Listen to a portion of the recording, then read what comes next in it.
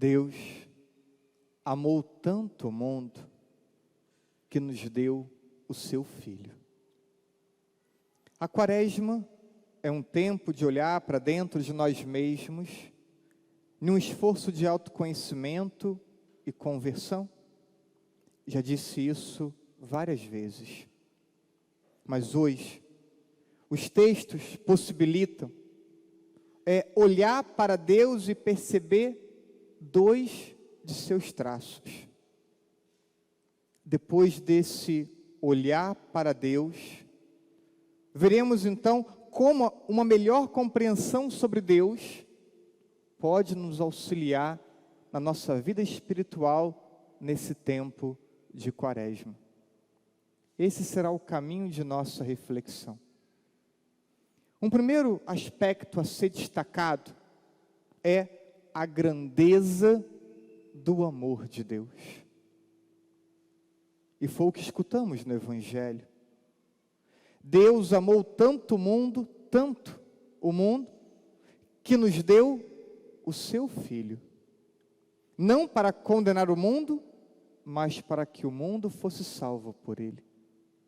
Deus nos deu o seu Filho, e a entrega de Jesus por nós manifesta a grandeza do amor que Deus tem por nós. O segundo aspecto a ser destacado é que esse amor imenso que Deus tem por nós, ele é um amor gratuito. Não fizemos nada para merecer tanto amor. Segunda leitura que escutamos: quando estávamos mortos por causa de nossas faltas, de nossos pecados, Ele nos deu a vida com Cristo, por causa do seu grande amor. Então, a vida de Deus é ofertada por nós, não porque fizemos grandes coisas. A vida de Deus é ofertada por nós quando estávamos no pecado. Então vemos que Deus nos ama, não porque somos bons, nem perfeitos, nem santos. Deus nos ama porque o seu amor é gratuito. E vamos então percorrer a primeira leitura de 2 Crônicas, capítulo 36, e perceber essas duas realidades: a imensidão do amor de Deus e a gratuidade desse amor. Então, sigamos a primeira leitura, versículo 14. Todos os chefes dos sacerdotes e o povo multiplicaram suas infidelidades, imitando as práticas abomináveis das nações pagãs e profanando o templo do Senhor. Esse texto deve ter uns 3.000 anos, mas parece muito atual, porque ele fala de você e fala de mim também. O povo, nas suas ações, multiplicam os seus pecados. E por que multiplicam os seus pecados? Porque invejam os povos que não são convertidos, que não professam a fé em Jesus. Veja se isso não acontece. Quantas vezes um católico tem vergonha da sua fé, um católico tem vergonha das práticas que são chamados a viver, e se escondem, se omitem por vergonha. Quantas e quantas vezes nós, como cristãos, olhamos para quem não é cristão e temos a impressão de que eles são melhores e mais felizes do que nós? Quantas vezes?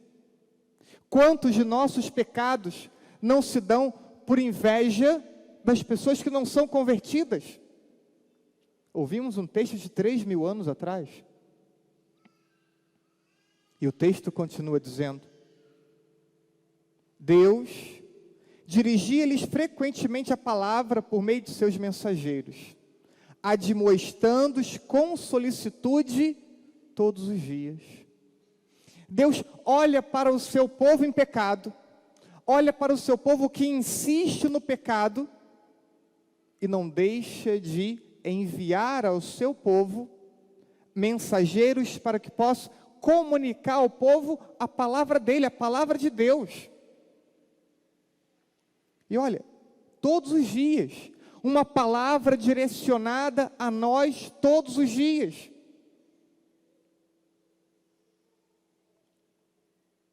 Porque Deus não desiste da gente. Pecamos, viramos as costas para Deus, mas Deus continua direcionando a sua palavra a nós todos os dias. Mas o que o povo fazia com os mensageiros que anunciavam a palavra de Deus? Versículo 16. Mas as pessoas zombavam dos enviados de Deus e desprezavam as suas palavras. Palavras que não eram deles, palavras que eram de Deus. Zombavam e desprezavam a própria palavra de Deus. E talvez pareça muito forte, mas quantas vezes nós também zombamos da palavra de Deus? Quantas vezes nós também desprezamos a palavra de Deus? Não, padre, eu não faço isso. Faz. Todos os dias a igreja seleciona para nós uma palavra, para que possamos ler, para que possamos meditá-la, para que possamos rezar com ela. E o que você faz com essa palavra que todo dia a igreja separa? A maioria nem lê. Sabia que tem uma palavra todo dia reservada pela igreja? É a palavra que é lida na missa. É a mesma palavra que é lida em todas as igrejas no mundo inteiro. Deus direciona para você essa palavra. Você separa 10 minutos para lê-la, para rezar com essa palavra? Não, porque não tem tempo, né? Mas tem para novela, tem para série, tem para o filme, tem para o futebol. E quando você então prioriza o seu futebol, prioriza a novela, prioriza o filme, prioriza a série, e não separa os 10 minutos para a palavra, você está desprezando a palavra de Deus. Você está desprezando a palavra que Deus te deu para te formar, para te modelar, para te levar à conversão. A história continua na primeira leitura. E o povo, obstinado no pecado, obstinado na inveja aos povos pagãos, insiste no erro. E claro, vai ter consequências. O afastamento de Deus vai ter consequências. Deus era a fortaleza do povo, mas o povo escolheu se afastar de Deus. Deus deveria ser a tua fortaleza. Deus deveria ser o ponto forte na tua vida, a rocha firme da tua vida. Mas você vira as costas para Deus. Você menospreza a palavra de Deus. E as escolhas que fazemos trazem consequências para a nossa vida.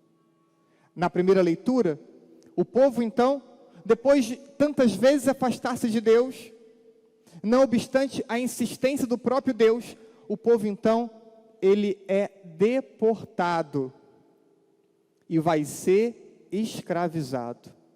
Deportado, escravizado e impedido da prática religiosa. Mas Deus faz o que parecia ser impossível. Esse povo que foi escravizado por vários outros povos, experimenta mais uma vez a ação de Deus, uma ação improvável, uma ação que parecia impossível. Deus move o coração de um rei pagão, agora um rei persa, Ciro, para que movendo o coração de Ciro, então, ele permite que o povo volte para reconstruir o templo, permite que o povo volte a ter com liberdade sua prática religiosa. Deus se mostra incansável no seu amor. Incansável porque não desiste do seu povo. Incansável porque está sempre direcionando ao seu povo uma palavra para que possa transformar a vida do seu povo. Incansável porque move até os pagãos para que eles nos favoreçam e nos possibilite a vida religiosa.